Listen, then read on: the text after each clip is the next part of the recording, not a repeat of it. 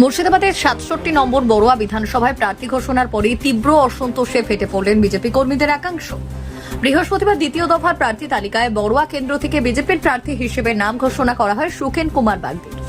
আর সেই ঘোষণার পরদিনই রাস্তায় নেমে বিক্ষোভে সামিল হলেন দলেরই কর্মীরা।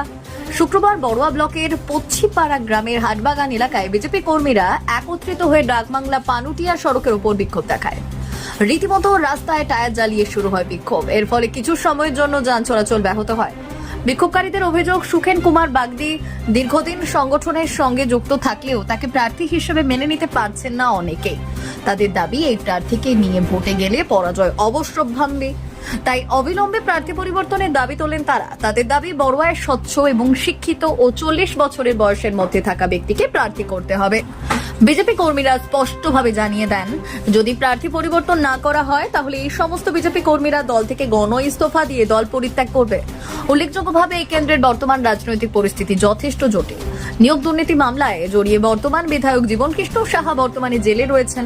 সেই প্রেক্ষাপটে তৃণমূল কংগ্রেস প্রার্থী করেছে বড়ুয়ার প্রাক্তন দুবারের বিধায়িকা প্রতিমা রজককে, যা লড়াইয়ে আরো চ্যালেঞ্জিং করে তুলেছে বলে মনে করছেন রাজনৈতিক মহল। সব মিলিয়ে প্রার্থী ঘোষণার পর থেকেই বড়ুয়া বিধানসভায় রাজনৈতিক উত্তাপ বাড়ছে। এখন দেখা দলীয় নেতৃত্ব এই ক্ষোভ কিভাবে সামাল দেয় এবং নির্বাচনের আগে পরিস্থিতি কোন দিকে মোড় নেয়।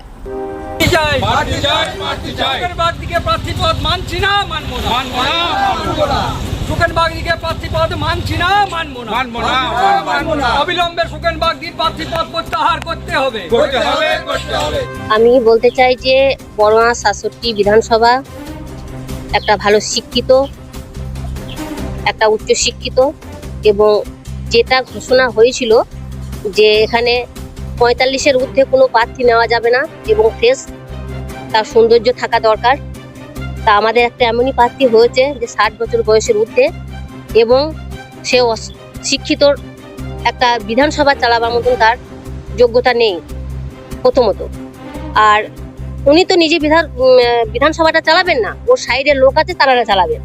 তাই এমন একটা ব্যক্তিকে দেওয়া হোক, সে যেন উচ্চ শিক্ষিত হয়। আমরা বড়ুয়াতে একটা উচ্চ শিক্ষিত ভালো প্রার্থী চাই, যেহেতু আমাদের একটা সমাজ কল্যাণের লাগে। আর প্রচণ্ড উচ্চ শিক্ষিত প্রার্থী যেটা আমাদের গ্রহণযোগ্য, আর মূর্খ প্রার্থী যা কিছুই জানে না তারা আমরা মানি না।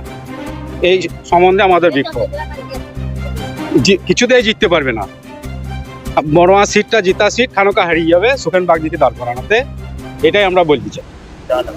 আমরা চাই যে একটা উচ্চ শিক্ষিত প্রার্থী, বড়ুয়ার ভূমিপুত্র উচ্চ শিক্ষিত প্রার্থী চাই। সুখেন বাগদিকে আমরা প্রার্থী হিসেবে মানতে পারছি না, যেহেতু উনি বিশাল ভোটে হেরিয়ে যাবে। আর বড়ুয়া জেতা সিট, অথচ সুখেন বাগদিকে দাঁড় করানোর ফলে বিজেপি সিটটা হারাবে। বিক্ষোভ হয়েছে এটাই যে আমরা ইতিমধ্যে শুনেছিলাম যে বড়ুয়া ৬৭ বিধানসভায় এমন একটা প্রার্থী দেওয়া হবে যেটা বয়সের একটা তারতম্য থাকে, এবং আমরা শুনেছিলাম যে ইয়াং জেনারেশনকে, যারা ৩৫-এর ঊর্ধ্বে, ৪৫-এর বা ৫০-এর নিচে, এরকম একটা প্রার্থী এখানে নির্বাচন করা হবে। এখন দেখা যাচ্ছে যে অনেকটাই বয়স হয়ে গিয়েছে, এমন একটা ব্যক্তিকে দেওয়া হয়েছে যার জন্য বড়ুয়াবাসী এটা মেনে নিতে চাইছে না। আমরা চাইছি একটা উচ্চ শিক্ষিত এবং স্বচ্ছ ভাবমূর্তি।